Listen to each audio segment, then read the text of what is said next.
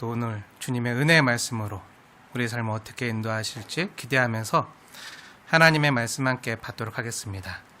히브리서 2장, 지난주와 본문이 같습니다. 제목도 같습니다. 히브리서 2장 5절부터 9절까지 말씀 한 절 한 절 교독해서 받들어 읽도록 하겠습니다. 제가 먼저 교독하겠습니다. 하나님이 우리가 말하는 바 장차 올 세상을 천사들에게 복종하게 하심이 아니니라. 그러나 누군가가 어디에서 증언하며 이르되 사람이 무엇이기에 주께서 그를 생각하시며 인자가 무엇이기에 주께서 그를 돌보시나이까.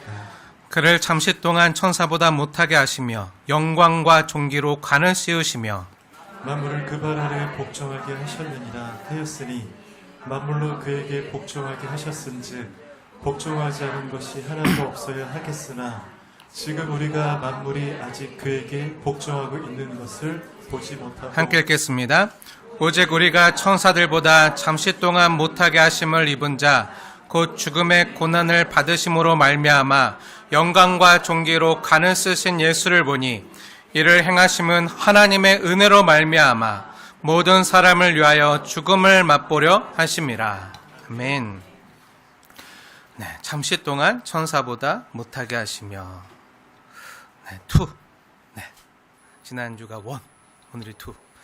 오늘 말씀의 제목이요, 지난주와 같은데요. 지난주에 다 나누지 못한 내용이 있어서 지난주와 동일한 제목으로 잠시 동안 천사보다 못하게 하시며 두 번째 시간을 갖도록 하겠습니다. 지난주는 본문 말씀의 논지를 다루었다면요, 오늘은 그것보다 조금 더 깊은 우리 삶의 이야기가 될 것 같아요. 지난주는 기본편, 이번 주는 심화편 이렇게 생각하시면 될 것 같은데, 우리는 지금 히브리서 1장과 2장을 통해서 천사보다 뛰어나신 예수님에 대한 이야기를 함께 듣고 있어요. 하나님께서 당시 히브리 교회 성도들에게 이러한 말씀을 들려주신 데는 그 이유가 있다고 했었잖아요. 네, 왜죠? 네, 당시에 예수님을 하나님으로 인정하지 않는, 하나님으로 믿지 않는 사람으로만 여겼던 그 유대인들, 같은 동포인 유대인들에게 히브리 교회 성도들이요, 극심한 고난을 당하고 있었기 때문이에요. 다음과 같은 이유 때문이었는데요, 당시 유대인들이요, 예수님을 하나님으로 믿는 성도들을 공격하고 핍박하는 여러 가지 이유 중에 하나가요, 예수 사람 아니야? 예수가 하나님이라면 왜 죽어? 하나님의 심부름꾼인 천사들도 안 죽어. 근데 예수는 죽었잖아. 예수가 죽었다는 건 예수가 천상의 존재가 아니라 사람이라는 증거야. 그러니까 예수는 천사보다 못한 존재야. 그러니까 어리석게 인간 예수를 믿지 말고 빨리 다시 유대교로 돌아와 하면서 성도들이, 그리스도인들이 다시 유대교로 개종하게 했어요. 이런 압박을 가했어요. 그리고 개종하지 않으면 극심한 핍박을 가할 때였어요. 그리고 또 이유가 하나 더 있는데요, 히브리서 2장 8절과 관련해서 히브리서 2장 8절을 한번 자세히 보세요. 거기 보면, 야, 너희들의 말대로 하나님께서 만물을 예수 발 아래 복종하게 하셨다면, 예수님께 다 복종하고 말 들어야지. 야, 예수가 왕이라며, 유대의 왕이라며, 아니 만왕의 왕이라며, 만군의 주라며. 그런데 어디 너희 말고 예수에게 복종하는 자들이 어디 있어? 아무도 안 하잖아. 그리고 너희는 왜 하나님이 천사들을 통해서 전해준 율법은 안 따르고 율법과 성전을 모독해서 죽은 예수를 따르는데 왜 그러는데? 그럼 한번 봐봐. 그가 왕이라면 모든 만물이 그에게 복종하고 그의 뜻대로 돼야지.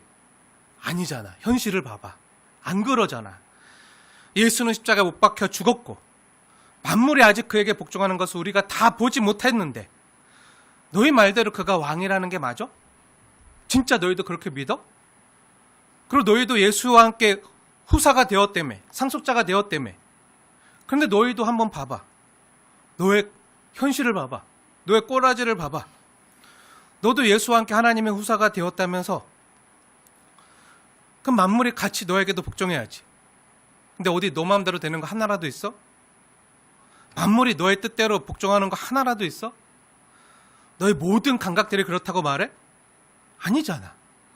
오히려 너희가 느끼는 현실은 아니라고 말하는 거 아니야?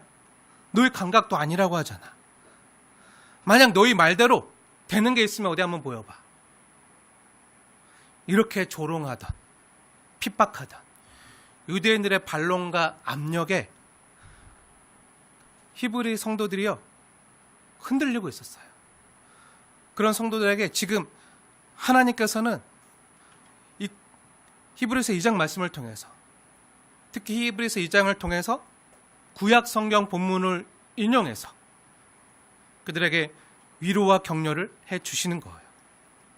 사랑하는 여러분, 그럼 하나님께서 당시 이러한 고난을 겪고 있었던 성도들에게 주셨던 구약의 말씀은 뭐죠? 우리 6절 말씀 함께 읽겠습니다. 히브리서 2장 6절 시작. 그러나 누구인가가 어디에서 증언하여 이르되 사람이 무엇이기에 주께서 그를 생각하시며 인자가 무엇이기에 주께서 그를 돌보시나이까. 아멘. 여기서 자세히 보세요. 누구인가가 어디에서 증언하여 이르되 사람이 무엇이기에 주께서 그를 생각하시며 인자가 무엇이기에 주께서 그를 돌보시나이까. 이 말씀이요, 구약 성경 어디서 증언하는 말씀이죠? 네, 우리가 지난주에 함께 봤잖아요. 우리가 지난주에 함께 보았고 또 아까 예배 찬양으로 함께 고백했던 찬양, 여호와 우리 주여 주의 이름이 온 땅에 어찌 그리 아름다운지요. 네, 함께 고백했던 찬양. 그럼 이 내용이 어디에서 나오죠? 네, 구약 성경 시편 8편에 나와요. 그럼 우리 히브리서 2장을 표시해 놓고 우리 다 같이 시편 8편으로 가볼게요. 시편 8편 4절에서 6절 말씀 한번 보세요. 시편 8편 4절에서 6절. 하나님이 나에게 주시는 말씀으로 받으시면서 4절에서 6절 말씀 함께 읽겠습니다. 시작. 사람이 무엇이기에 주께서 그를 생각하시며 인자가 무엇이기에 주께서 그를 돌보시나이까. 그를 하나님보다 조금 못하게 하시고 영화와 종기로 간을 씌우셨나이다. 주의 손가락으로 만드신 것을 다스리게 하시고 만물을 그의 발 아래 두셨으니. 네, 지금 이 시편 8편의 내용과 오늘 히브리서 2장의 내용이 동일하잖아요. 그러니까 지금 히브리서 2장의 내용은요, 구약 성경 시편 8편의 말씀을 하나님께서 설교하는 거라고 할 수 있어요. 성령 충만한 인간 저자를 통해서 하나님이 대언케 하시는 거죠. 그럼 하나님께서 히브리서 2장에서 지금 고난당하는 성도들에게 뭐라고 말씀하시는 거죠? 네, 하나님께서 그를 생각하시며 주께서 그를 돌보신다는 말씀이잖아요. 그리고 그를 천사보다 조금 못하게 하시고 영어와 종기로 간을 씌우셨다고 했어요. 그리고 결국 만물을 그 발 아래 복종하게 하실 거라는 거예요. 이것을 믿으라는 거예요. 우리가 지난주에 여기 나오는 그는 누구라고 했었죠? 그.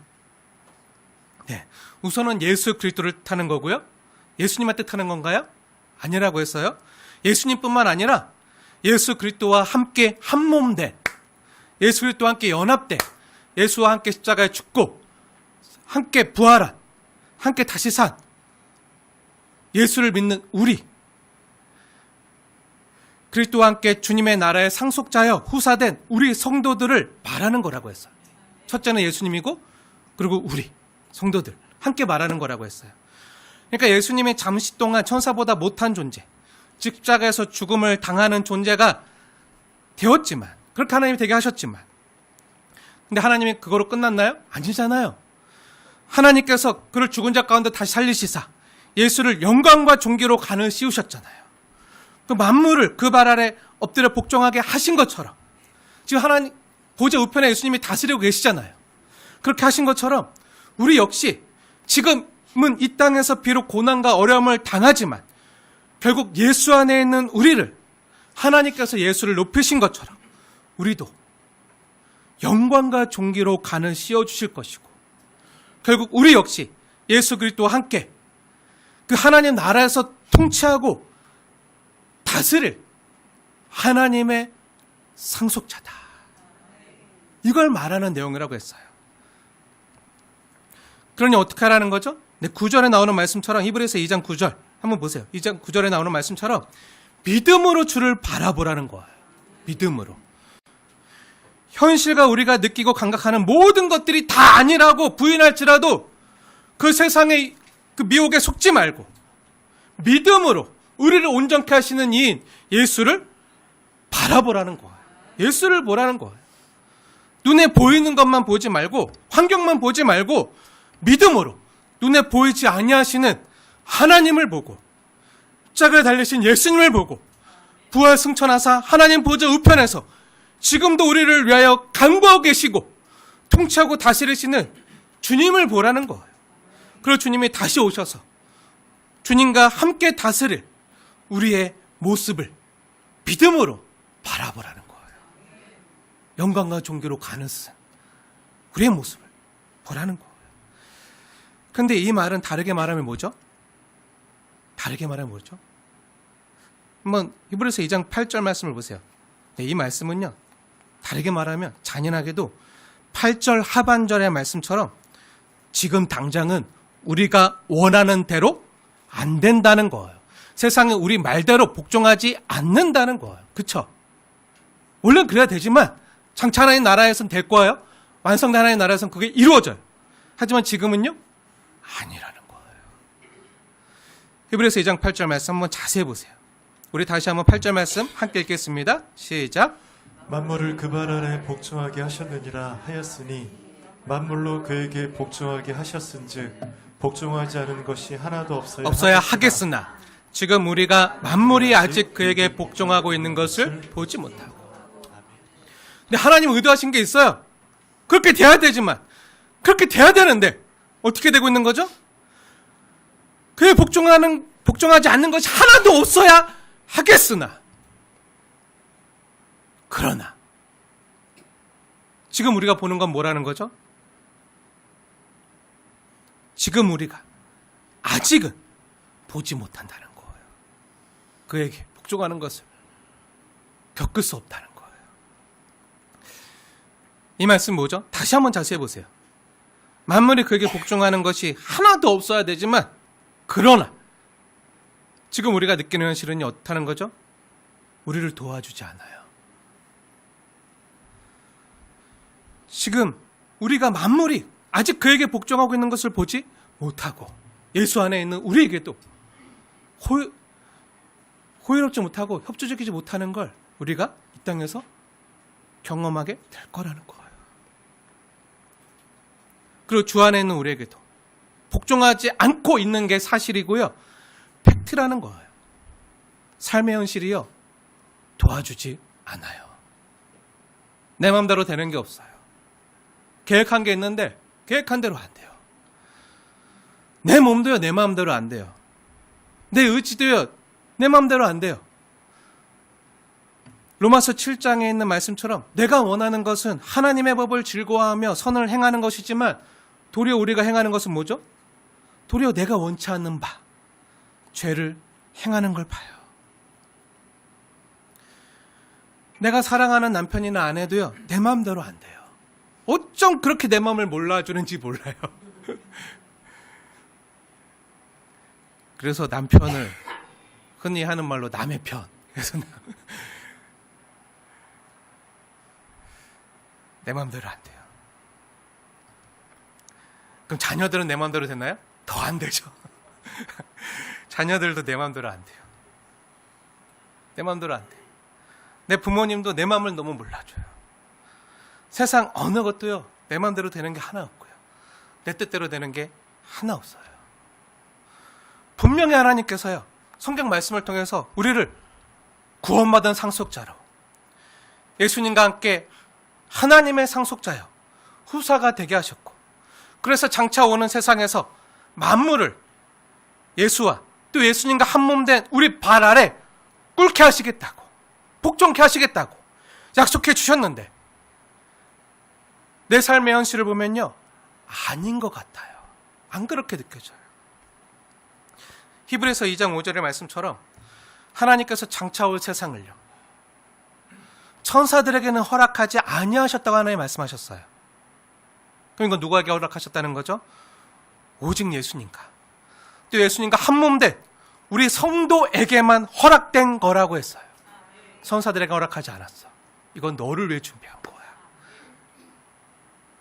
오직 예수를 믿는 성도만 하나님의 후사, 그 하나님께서 후계자로 삼으시고 상속자로 삼으시고 만물이 예수 발 아래 엎드려 복종하듯이 예수 안에 있는 우리에게도 그렇게 하시겠다고 약속해 주셨는데 그건 너무나도 먼 얘기고 왜 내가 살아가는 이 세상에서는 그 어떤 것도 그 누구도 예수 믿는 우리 발 아래 복종하지 않는 건데 왜 내 마음대로 되는 게 아무것도 없는데 왜 이렇게 사는 게 고달프고 힘든 건지 모르겠다고 그렇게 생각하고 말하는 우리 처지를요 우리 예수님께서 우리 주님께서 너무나 잘 아시고 지금 히브리서 2장 8절 말씀을 통해서 내가 잘한다 그렇게 돼야 되는 게 맞지만 아직은 아니란다 하시면서 이 말씀 우리에게 전해주시는 거예요. 그런데 여기서 뭔가 잠시 이상하게 느껴지는 거 없나요?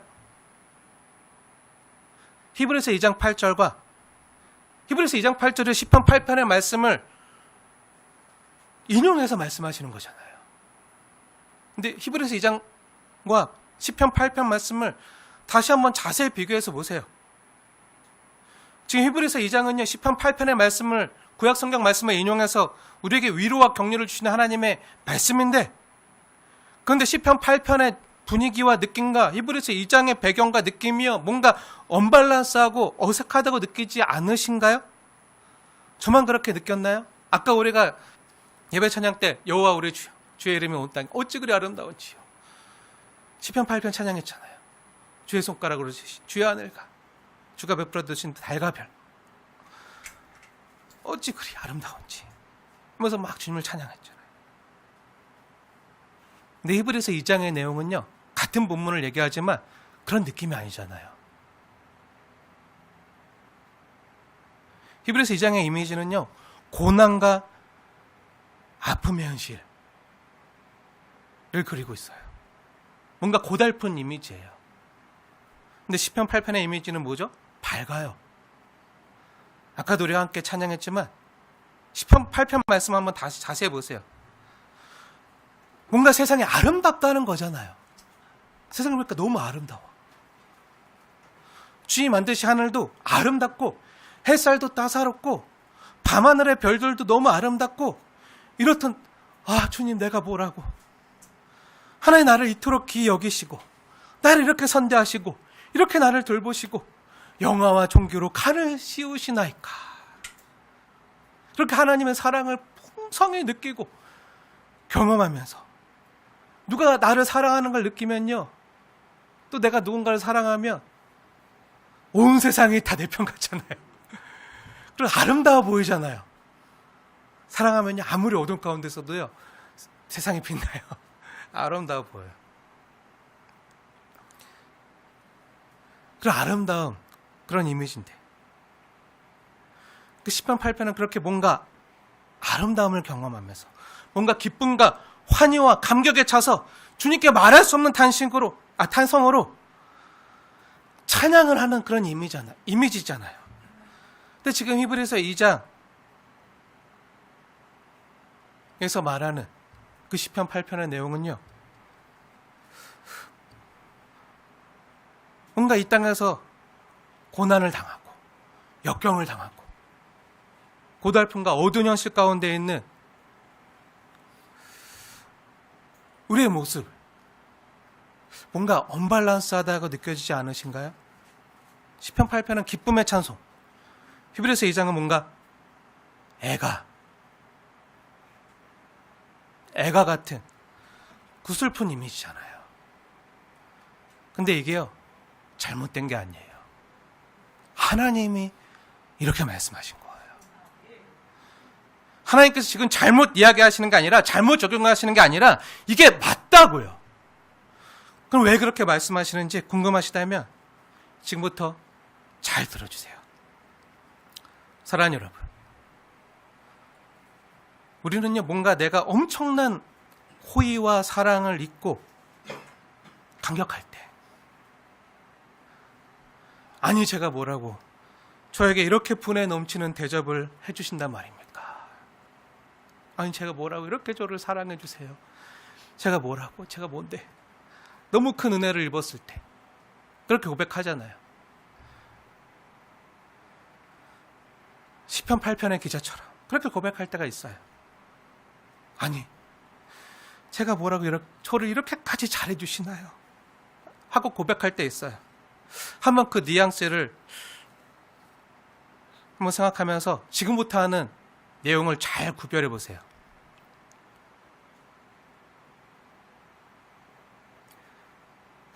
내가 받은 예기치 않은 은혜, 너무 큰 은혜, 너무 기쁘고 감사해서 아니 주님 제가 뭐라고 저를 이렇게까지 생각해 주시나요? 감격해서 목매어서 하는 말이랑, 아니 제가 뭐라고 저를 이렇게까지 대해 주시는 겁니까? 하는 거랑 뭔가 다른 뉘앙스가 느껴지시나요? 아니 제가 뭐라고, 제가 뭘 잘못했다고 저를 이렇게까지 막대하시는 거예요. 뭔가 다른 게 느껴지시나요? 앞에 거는 감사의 고백이고요. 뒤에 거는 뭐죠? 반항과 원망의 고백이죠. 네. 아니 내가 뭐라고, 내가 뭘 그렇게까지 했다고 저를 이렇게까지 힘들게 하시나요? 하나님 그 정도 좀 하셨으면 좀 된 거 아니에요? 나 지금까지 힘들게 살았어요. 고달프게 살았어요. 그 정도면 된 거 아니에요? 아니 언제까지 저를 그렇게 고달프게 하고 저를 달닥 볶으실 건가요? 뭔가 제가 잘못한 게 있으면 좀 속 시원히 말씀해 보십시오. 그럼 제가 반성할까요? 반성하고 반성을 하든지 뭔가 부족한 게 있으면 더 열심을 내든지 더 열심히 기도하든지 더 열심히 뭔가 봉사하든지 헌신하든지 더 이상 뭔가 할 테니까 더 이상 저에게 이런 아픔만큼은 없게 해주세요. 더 이상 이런 일 때문에 고통당하지 않고 더 이상 고민하지 않게 좀 해주세요. 아니 제가 뭐라고, 제가 뭘 그렇게 잘못했다고 저에게 이렇게까지 대하시는 겁니까? 저 좀 그냥 가만히 놔두면 안 되나요? 저 알아서 한다고요. 알아서 할 테니 그냥 나 좀 내버려 두고 저 좀 달달 볶지 말고 좀 놔두라고요. 이렇게 말할 때도요, 아니 제가 뭐라고 저를 이렇게까지 대하십니까? 라고 말할 때가 우리에게 있나요 없나요? 많아요. 네, 있어요. 네, 진실한 고백이죠. 네. 네, 사실 이 시편 8편의 말씀이요,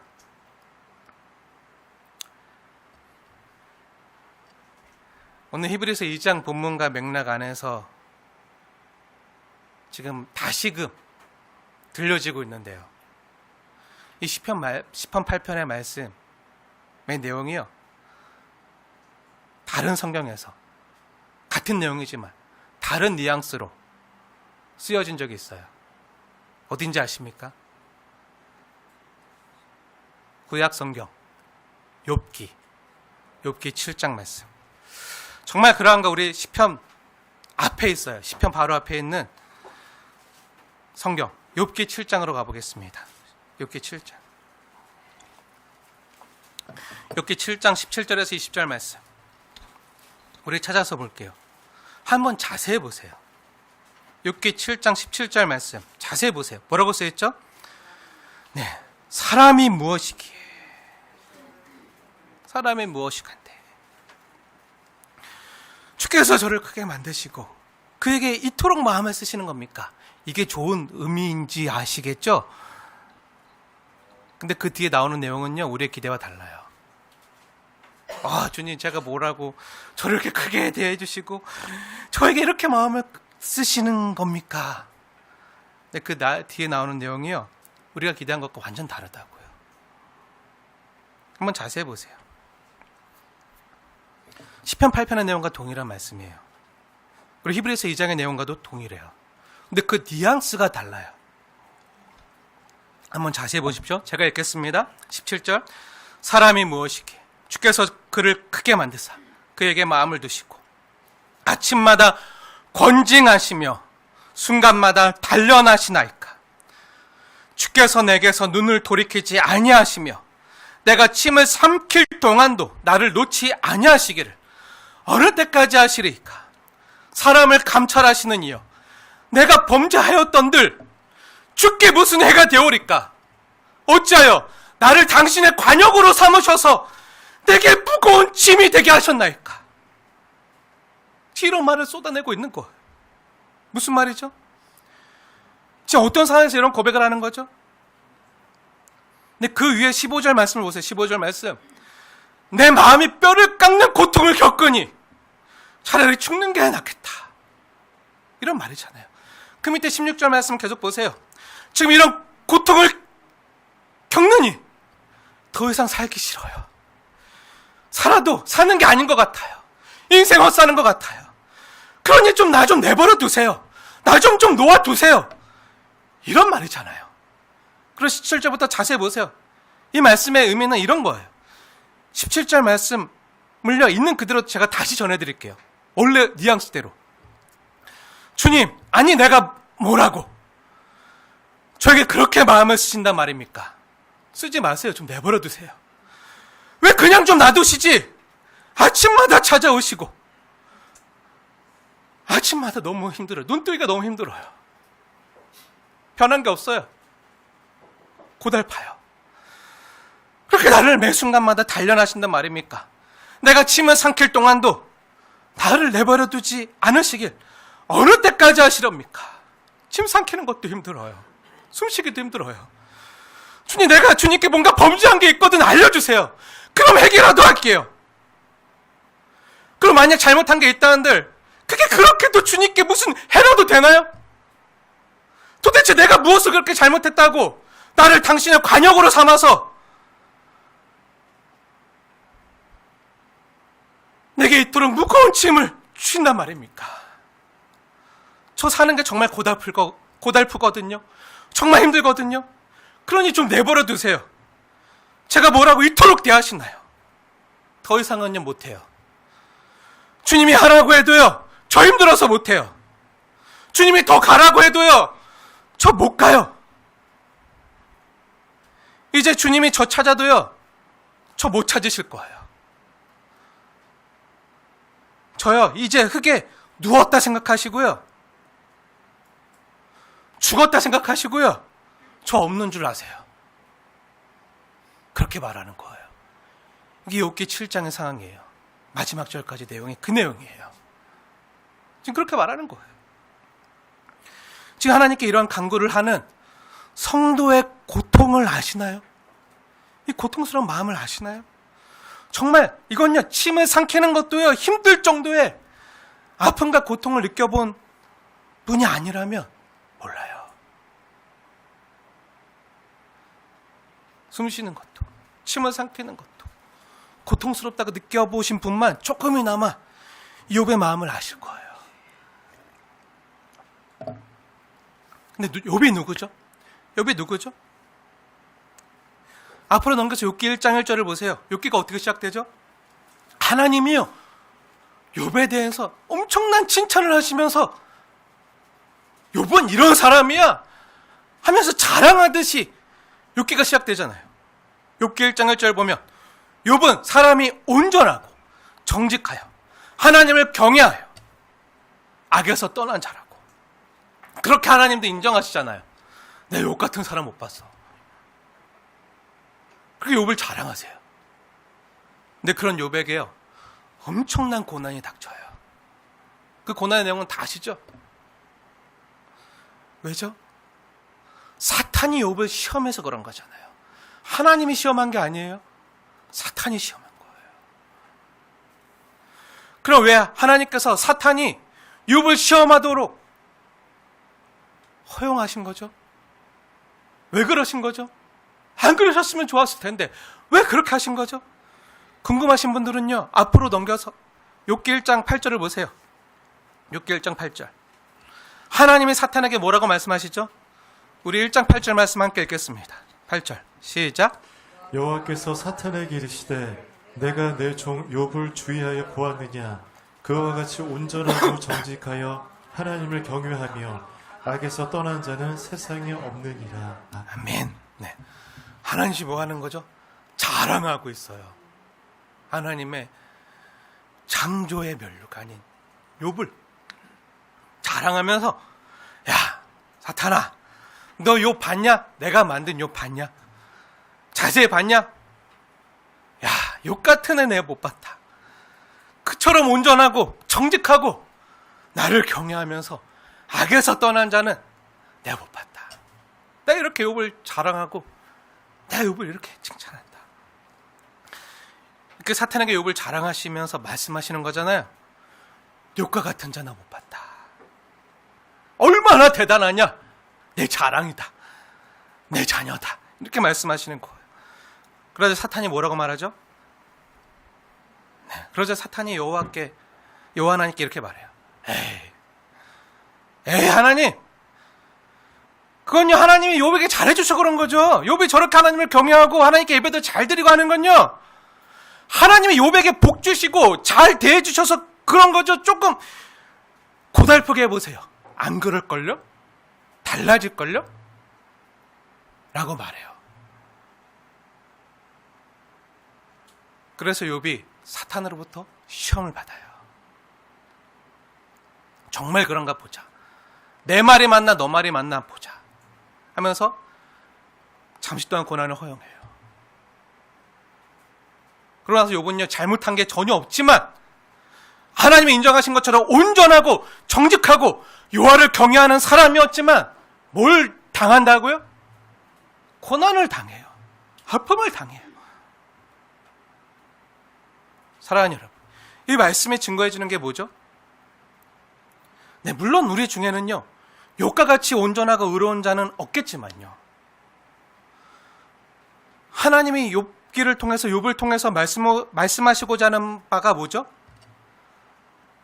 네, 우리가 지금 당하는 고난이요, 우리 아픔이요, 우리가 흘린 눈물이요, 우리가 뭔가 잘못했거나 우리가 범죄해서 그런 게 아닐 수 있다는 거예요. 우리가 뭔가 하나님 앞에 범죄하거나 잘못한 게 없어도요, 고난을 받을 수 있다는 거예요. 하나님이 인정하셨잖아요. 하나님이 욥이 온전하다고 하셨잖아요. 때때로요, 우리 삶에요, 성도들의 삶에요, 원치 않는 고난이 다가올 때가 있어요. 때때로 사업이 망하거나 원치 않는 몸에 질고가 생기거나 내가 사랑하는 사람들이나 자녀들에게 원치 않는 일이 일어나거나 사랑하는 사람이 떠나거나. 근데 이런 일들이, 이런 아픔이요, 내가 뭔가 잘못했거나 내가 범죄해서 그런 게 아니라는 거예요. 물론 우리가 범한 죄나 잘못 때문이라면 우리가 회개해야 되겠지만 우리 삶에는요, 이유도 없이 왜 그런 일을 내가 당하는지 모를 만한 애매한 고난이요, 있을 수 있다는 거예요.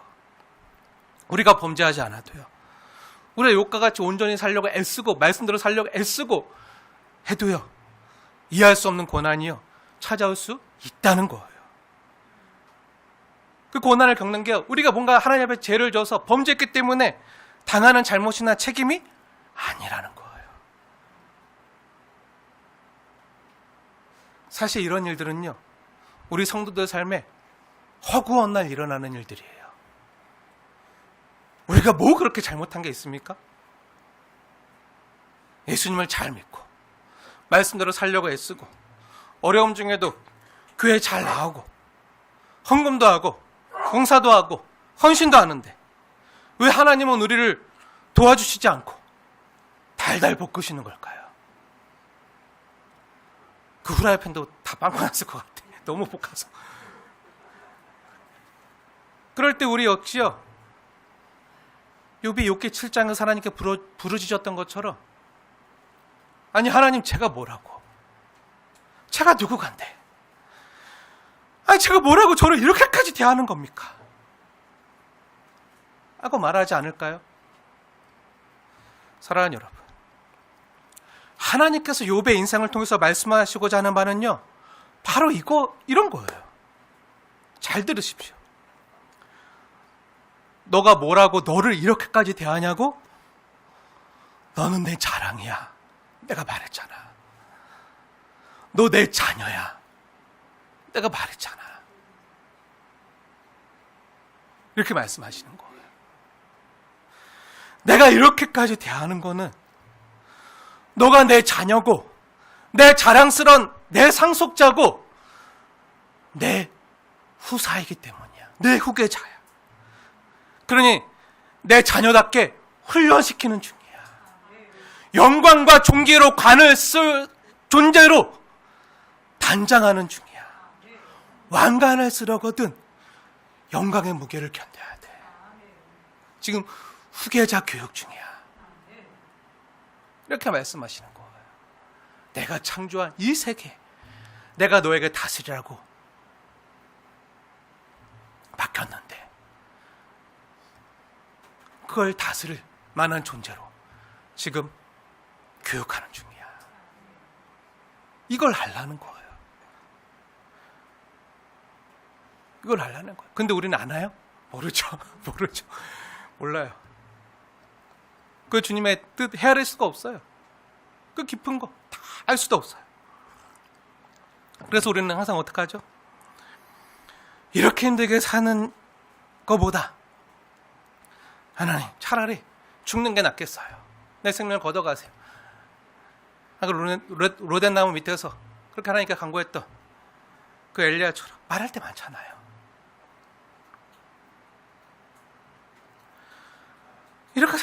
이렇게 살 바에는 차라리 저를 걷어가세요. 나 좀 그냥 내버려 두세요.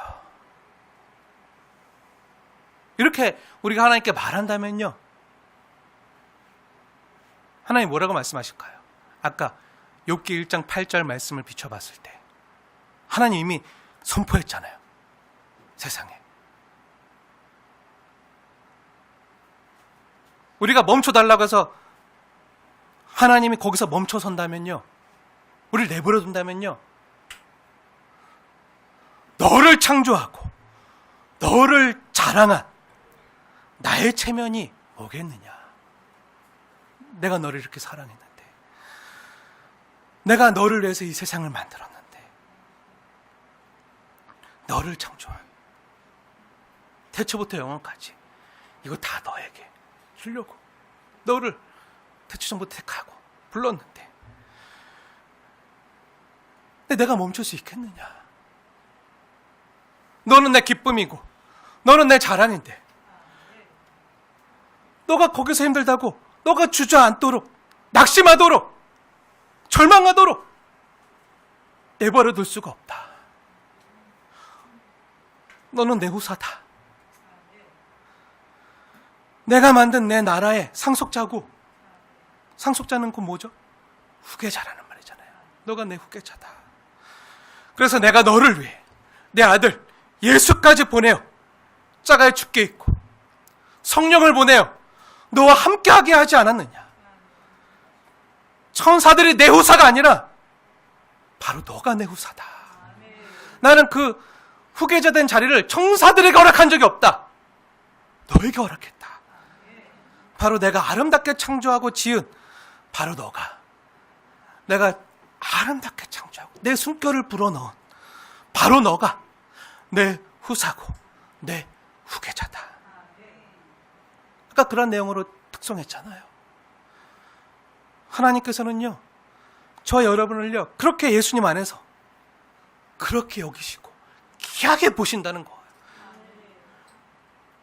그래서 그냥 둘 수 없다는 거예요. 하나님 내가 뭐라고 좀 내버려 두세요 해도요 그럴 수 없다는 거예요. 왜? 너 내 자녀니까. 우리가 인생을 살면서요, 내 삶이 왜 이렇게 고달프고 힘들지? 왜 내 마음대로 안 되고 내 힘으로 되는 게 없지?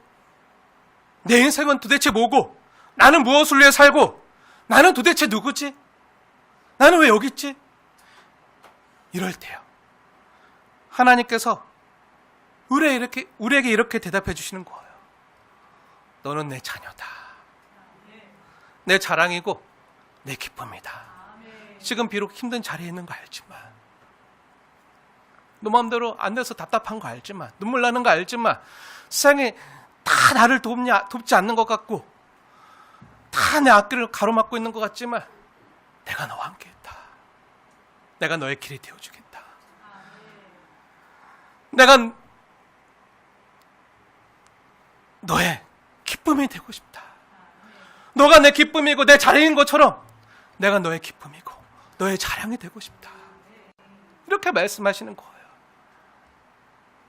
그래서 그게 지금 너의 삶이 끝이 아님을 보아라. 나는 역정케 하실 수 있는 하나님이다. 지금 이걸 말씀하시는 거예요. 이렇게 고난 속에서 부르짖는 욥에게요, 결국 하나님은요, 욥을 만나주세요. 하나님, 제가 왜 이런 삶을, 왜 이렇게 힘든 고달픈 삶을 겪어야 되냐 하고 계속 하나님께 부르짖잖아요. 언제까지요? 37장까지요. 욥기가 42장인데 37장까지 계속 부르짖.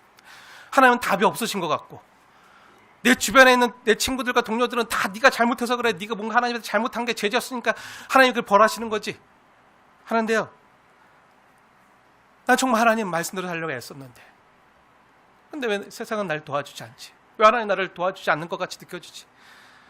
그렇게 간절히 기도할 때요, 하나님이 결국 욥을 만나주시잖아요. 어디서요? 38장부터.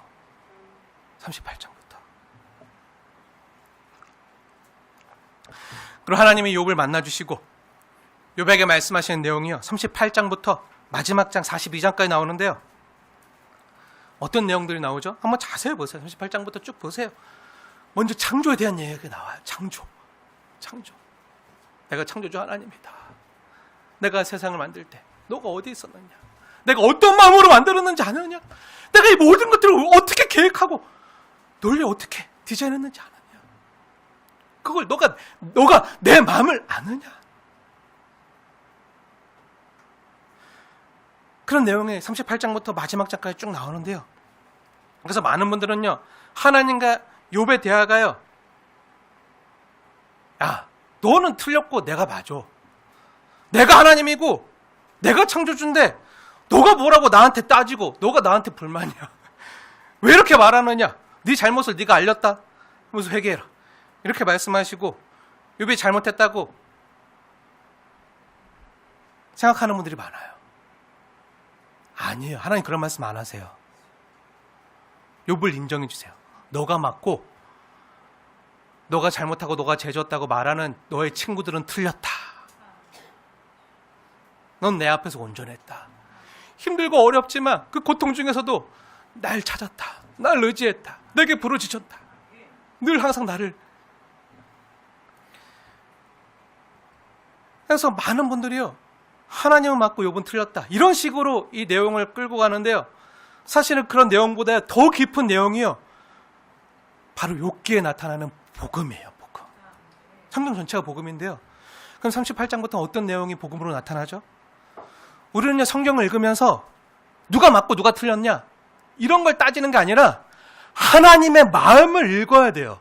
그 왜 하나님께서 이런 말씀을 하셨는지 그 본심 흘려 진심 흘려 읽어야 돼요.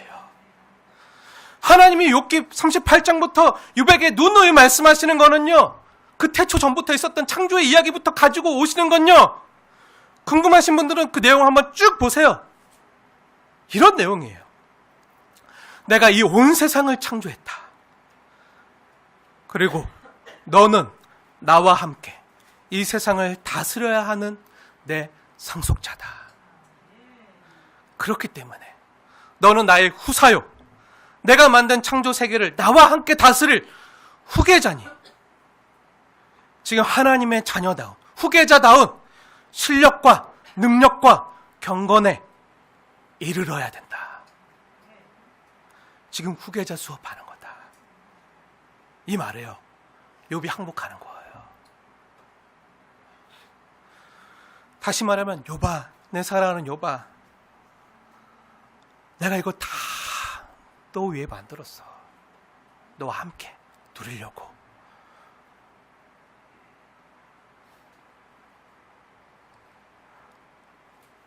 너와 함께 이 창조 세계를 함께 다스리려고. 너는 나의 상속자고 내 동역자야. 내 후사야. 이걸 내가 너에게 맡겼어. 그런데 너 혼자만, 너 하나의 아니만 생각하면 되겠느냐? 내가 이 온 세상을 다 맡겼는데 너 혼자만의 삶에 그렇게 매몰돼서 살면 어떻게 내가 널 위해 만든 이 세상을 다스리게 할 수 있겠느냐?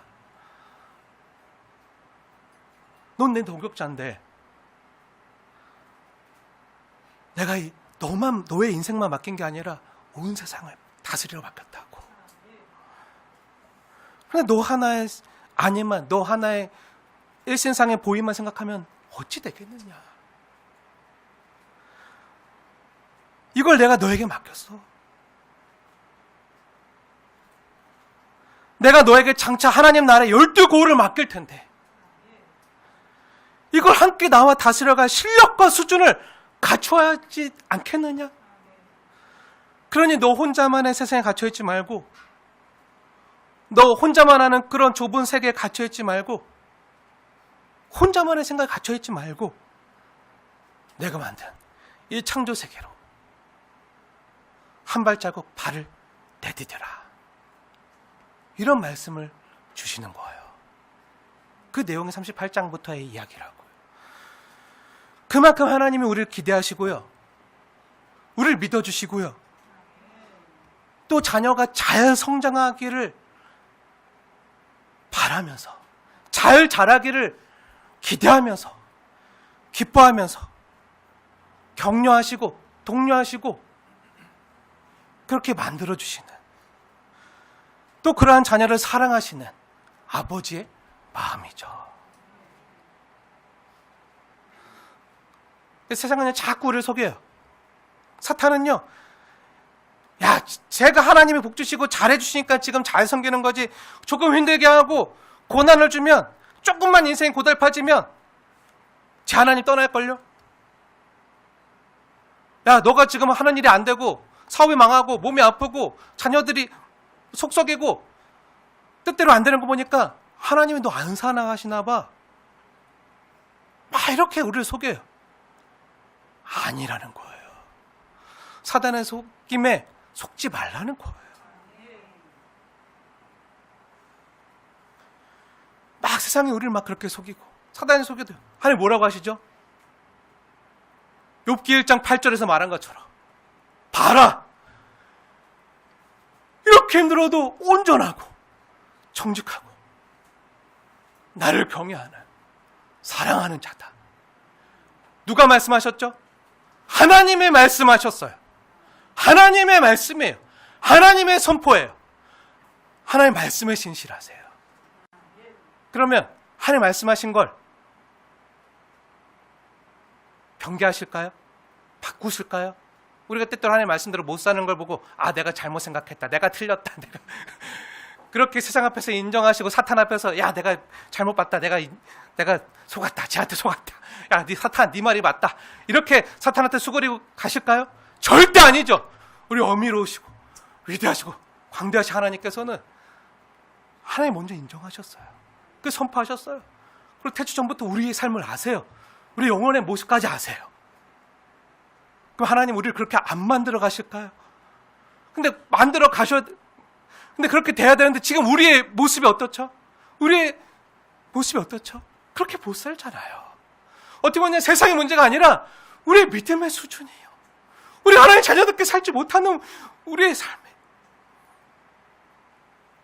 문제일 수도 있어요. 그럼 하나님 어떻게 하시죠? 그냥 포기하시나요? 아니죠. 우리를 하나님의 후계자답게 만들어 가세요.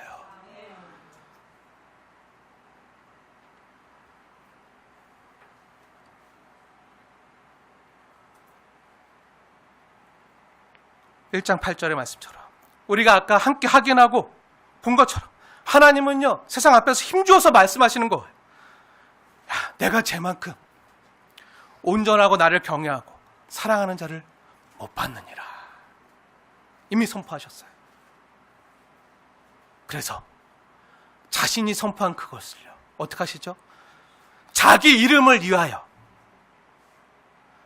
하나님 자신의 이름의 명예를 걸고 우리를요 지켜가시고 만들어 가시고 이끌어 가시는 거예요. 하나님 우리에게, 여러분 한 사람 한 사람에게 하나님 자신의 이름을 거셨다고요. 자기 이름을 위하여 우리를 의의 길로 인도하신다고요. 하나님은요, 우리가 하나님이 잘해줄 때만, 복 주실 때만 복 받으려고 나를 경외하는 척하는 게 아니라, 야 천사들아 봐라, 세상아 봐라, 쟤는 정말로 온전한 나의 자녀지 않냐? 내 후사지 않냐? 그러니 봐라, 너가 아무리 고난을 줘도, 아무리 힘들 시험을 줘도 봐라, 잘 이겨내고 있잖아, 잘 견뎌내고 있잖아. 나를 끝까지 경외하면서 비록 힘들다고 투정은 불어도 끝까지 기도하면서 걸어가고 있잖아. 그리고 내가 함께 할 거야. 내가 지켜줄 거야. 야, 너가 아무리 옆에서 그를 공격하고 힘들게 해도 내가 제 편이야. 몰라?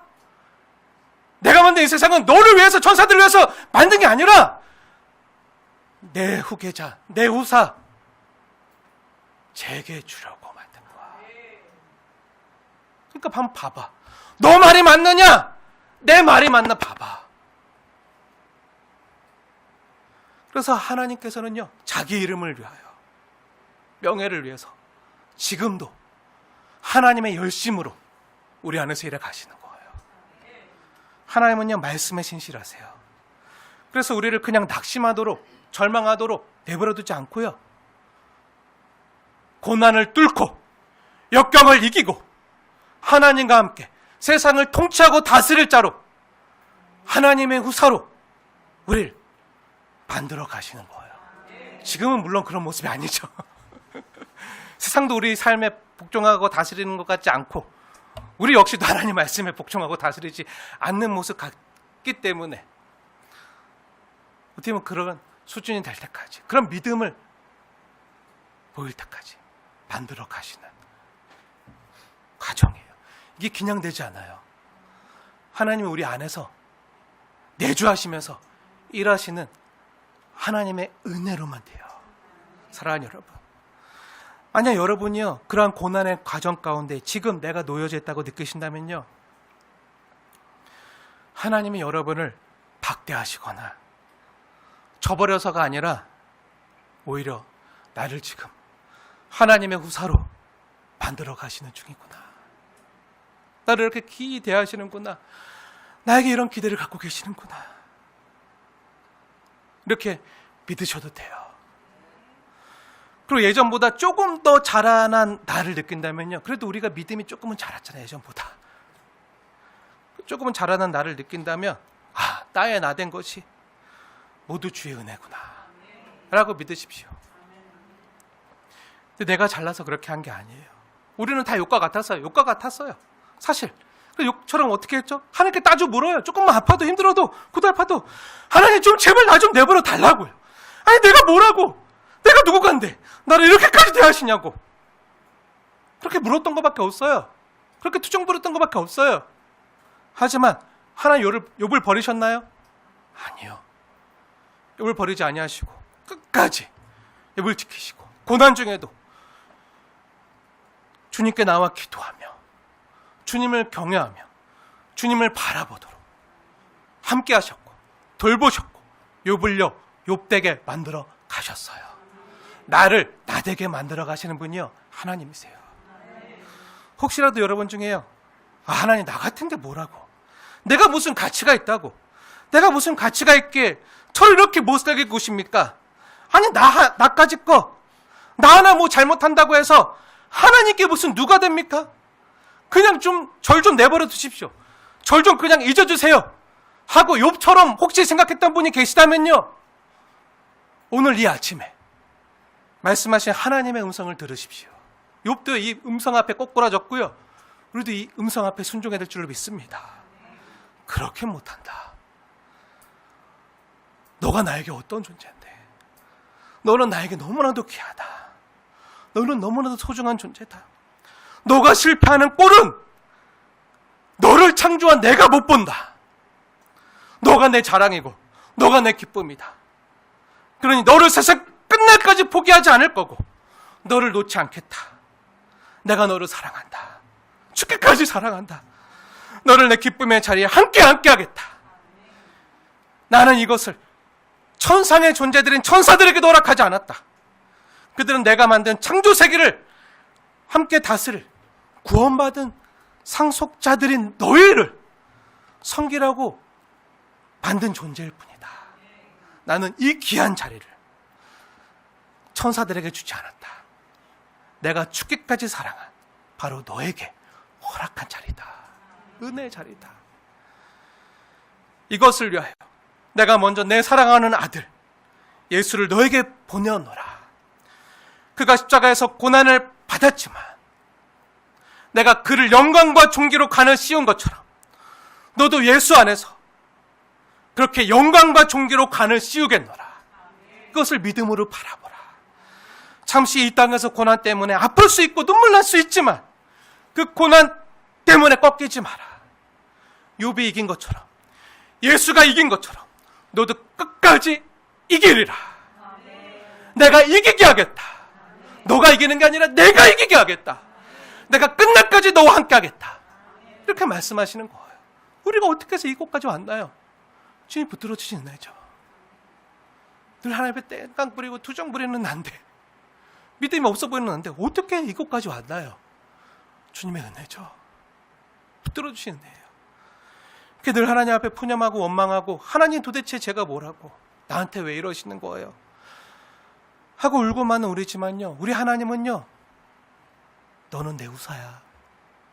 너는 보석보다 귀해.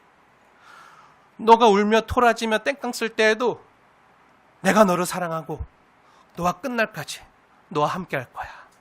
내 약속은 결코 실패하지 않는단다. 내 말은 내가 이룰 것이다.